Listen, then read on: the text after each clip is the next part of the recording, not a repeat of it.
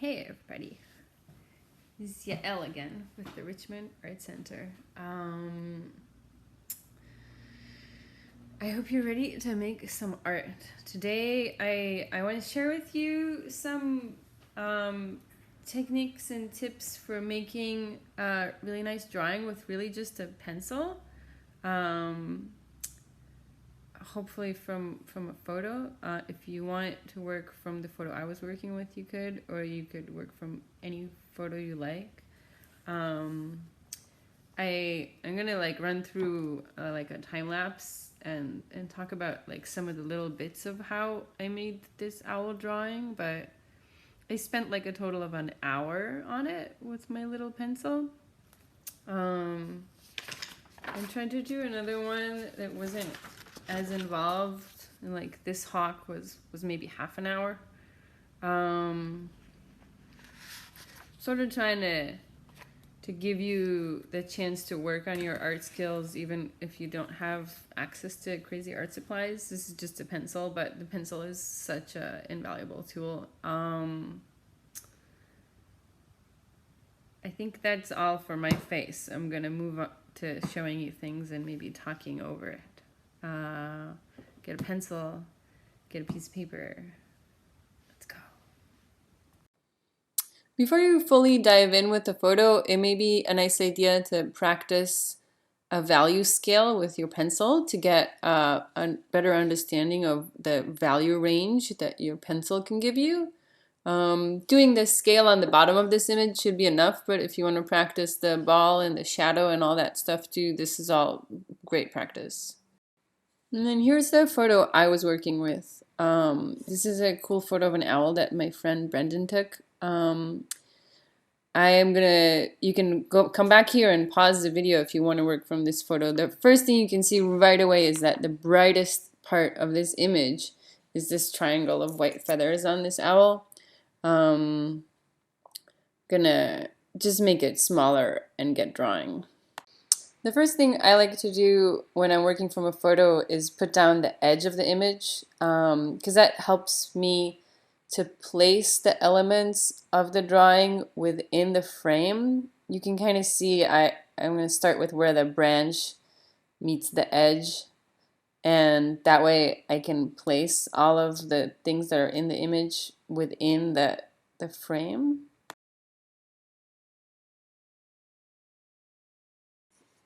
And then I can go on to find all the main shapes, obviously.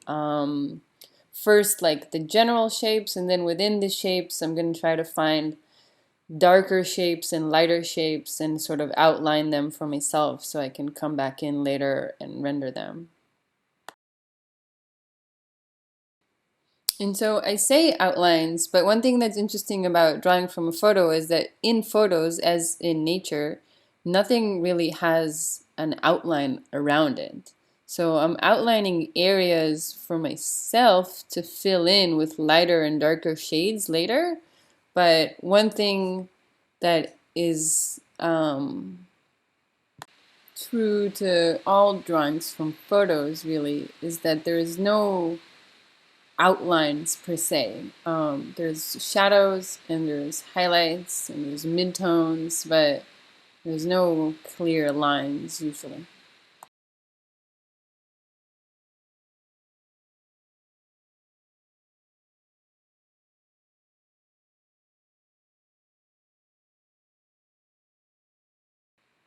Another thing to consider is the direction of the marks you're making.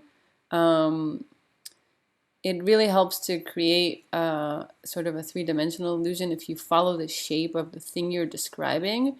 In this particular case, these like little feathers on this owl's belly are defining the volume of his belly. So just following that shape is going to be important.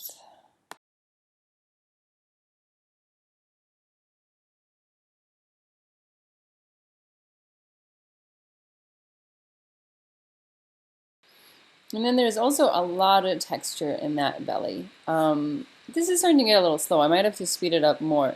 But you can kind of see I sort of put down the lines in the belly to give it the shape, but I'm going to keep coming back to it and adding more gray to it until the only thing that's white on the belly is that tuft on the top, which is the lighter part of the whole owl, right? Because even though the belly's light, it's not white. It's like a light shade of gray. Another thing I forgot to mention at the beginning, or a tool I forgot to mention in the beginning, is an eraser, right? I have this eraser that kind of looks like a pen, but it's an eraser. But any old eraser will do. When you're making a pencil drawing, an eraser is an important part of it, because that can always make changes, and you can like try to find exactly where your lines need to go. You can see I keep moving where my lines are throughout this thing.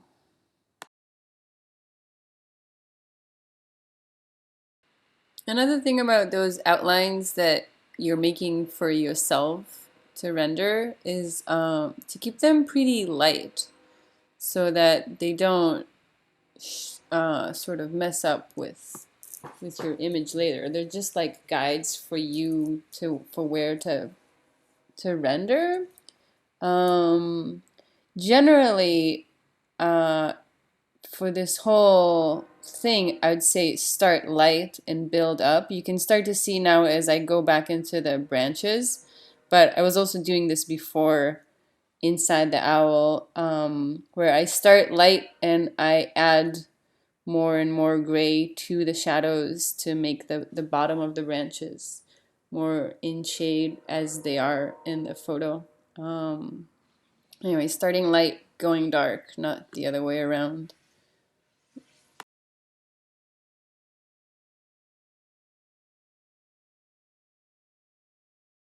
And then I know I was talking about the direction of your marks, but I also have to say, like, I follow some of the feathers direction, but then in places where things get pretty dark, my scribbles get pretty scribbly. They're not really following the directions. I personally also like having some marks be visible and like so that you can, see the artist's hand and not make a completely perfect picture, but it sort of depends on how much patience you have and what's your personal level of perfectionism.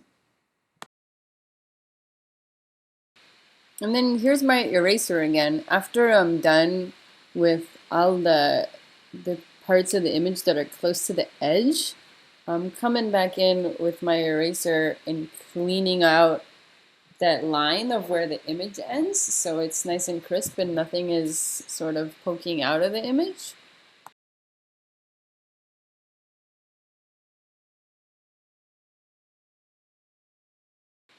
And then just a few more little touches of shadow here and a highlight there and another shadow here, and there's a drawing of Papa Owl sitting in a eucalyptus.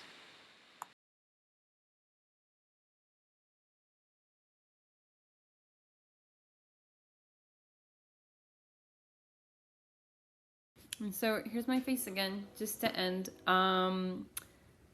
I just want to also say, that was a pretty quick video, but that took me an hour. And I've been practicing drawing my whole life since I was like your age. The only way to get better is to keep doing it. The more time you spend drawing, the more comfortable your hand will be drawing. The more you do it, the easier it gets. And also, I just find it just drawing from observation and not to be very relaxing. I did that for an hour, but I could do it for longer. You can spend more time. You can do multiple images. You can get more detailed. You can have as much or as little fun as you would like with your pencil and piece of paper. I hope you have a lot of fun with it. And I would love to see what you make if you make some cool drawings from photos. And otherwise, I hope you have a beautiful day. Bye bye.